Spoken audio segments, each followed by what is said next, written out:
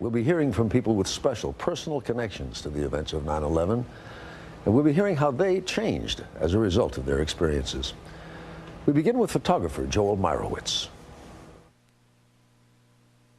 When I go to Ground Zero, I have an immediate connection, both visceral and emotional and intellectual, that when I go near it, it plays for me almost as if I run the tape back to the beginning.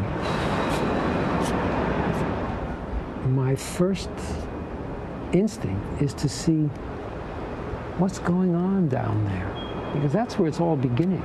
That's where it ended, that's where it has to begin. And so I'm always curious. And part of the reason is someday it will be full of buildings and we will never see the bottom again. And so that draws me, because that bottom is the embrace.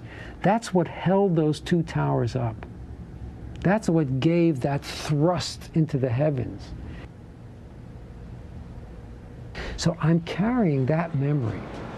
And then I stand there with ordinary citizens and visitors, and I see them holding on the fence, looking up into the blankness above. They often look at photographs of the buildings that are hanging from the fence, and they try to say, oh, their buildings were there, so they must be there. And it is an amazing act of imagination to try to fill into the emptiness an image of what once was. Pilgrimage is exactly what it is. It's one of the must-see places in the world now, because it's the place that changed our world. 21st century started off with a horrible first step, and it's been stumbling along for the last 5 years. Our comfort levels, our freedom and the way we travel. People need to connect to this site that is the beginning of this new life. I went back on June 21st, the first day of summer, and I was walking around in the emptiness of Ground Zero, down there in the bottom where I always look when I go there.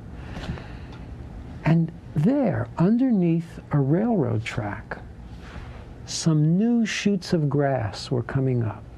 And I remember standing there, looking at the grass and thinking, oh my God, those seeds must have been there in the dark for 35 years. The trains rolling over them all the time.